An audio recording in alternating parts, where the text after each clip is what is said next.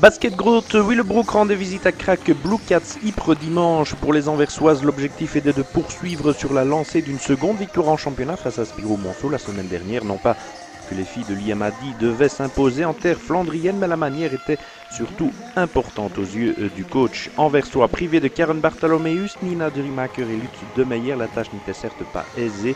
Willebroek allait cependant très bien entamer la rencontre. Ypres avait d'abord pris les devants avec presque un sans faute de son américaine avec un 4 sur 4, Latoya Drake, pour mener 10-4. Willebroek s'était mise en route par Sarah Docher et Karen Hendricks.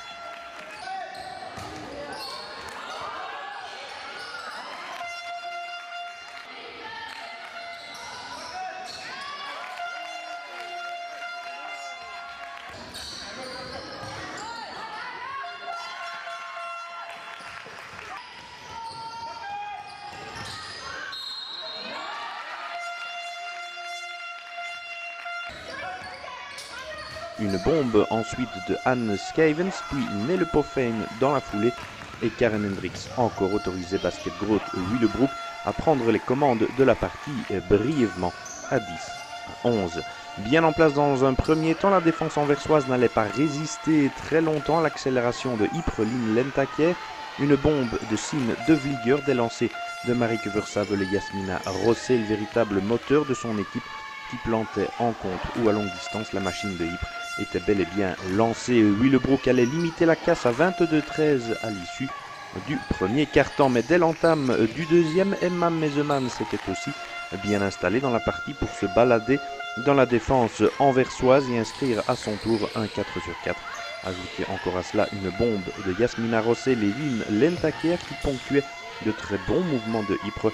Le Marquois prenait des allures inquiétantes. Willebroek était, il est vrai, resté 5 longues minutes sans marquer avant un panier à 3 points de Nelle Poffein. 35-16, la barre de 20 unités allait être atteinte quelques minutes plus tard avec Laure Capoun notamment qui fixait les chiffres à la pause à 44-22.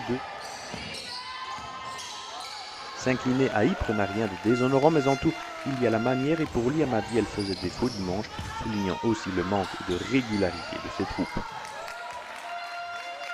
On sait très bien qu'un déplacement à Ypres c'est toujours difficile. Maintenant, je ne peux pas dire que j'utilise ça comme une excuse, mais on a bien commencé le match. Et puis après, l'intensité chez nous a diminué. Et si on fait ça contre une équipe comme Ypres, elles prennent en puissance et puis montent en puissance. Et puis voilà, c'est ce qui arrive, 30 points. La semaine dernière, c'est Otalen qui a mangé 50 points ici. Qu'est-ce qui vous manque encore pour pouvoir ne fût-ce que mieux rivaliser face à des équipes du top? Qu'est-ce qui nous manque? Ce qui était flagrant à la mi-temps, c'est quand j'ai vu les statistiques aussi, c'est qu'on est dominé au rebond. Et donc on donne chaque fois un deuxième shot à l'adversaire. La semaine dernière contre Monceau, c'est le rebond, on l'a mieux contrôlé, ce qui nous a permis de courir. Ici à la mi-temps, c'était 29-9 à la différence de rebond. Donc, ce qui fait qu'elles avaient chaque fois un deuxième shot. En plus de ça, il y a des shoteuses à l'extérieur qui ont mis leur shot à 3 points du côté de Ypres. Ce qui fait que tout devient beaucoup plus difficile. Et on essaye de limiter les dégâts à ce moment-là. Et on est rentré au vestiaire avec moins 20. Et finalement, on termine à moins 28. Donc... La seconde période permet en effet à Ypres de gérer sa confortable avance et de faire tourner son effectif avec la très large victoire de la semaine dernière face à Outalen. L'équipe de Philippe Mesdac commence à bien se trouver et à très bien tourner. C'est à confirmer également face au Ténor dans les semaines qui viennent.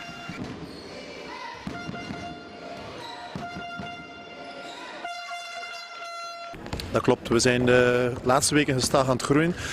In het begin was dat nog van 1 kwart goed en dan evolueerde het naar 2 kwarters goed. Nu kunnen we dat tempo en dat niveau wel meerdere kwarters aanhouden.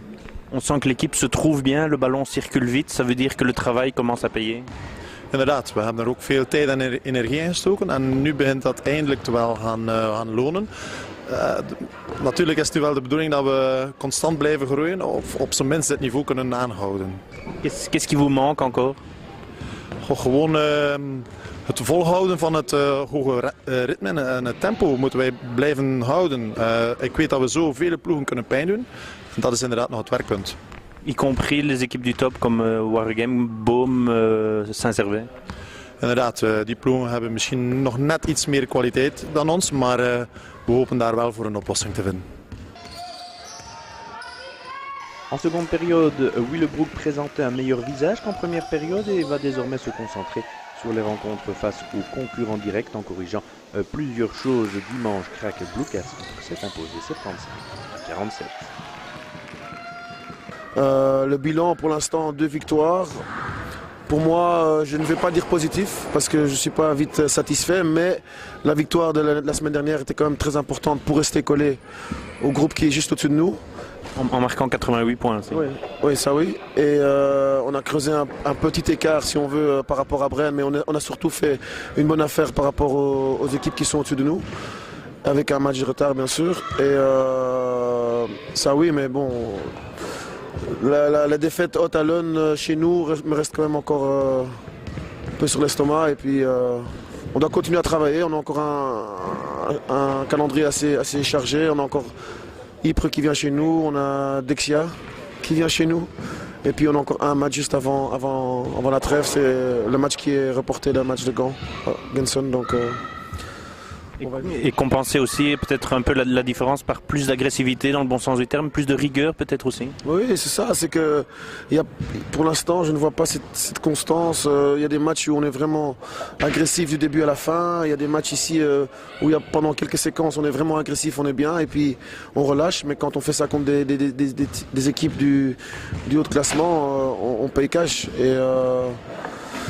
Donc j'espère, mais bon, je sais aussi qu'on n'a pas encore joué des équipes comme Deerlijk, on n'a pas encore joué Genson. C'est des équipes qu'on doit encore avoir chez nous, on doit encore aller là-bas, donc tout reste ouvert. Et quand on voit le championnat de cette année, je pense que il y a des surprises qui peuvent arriver chaque semaine en fait.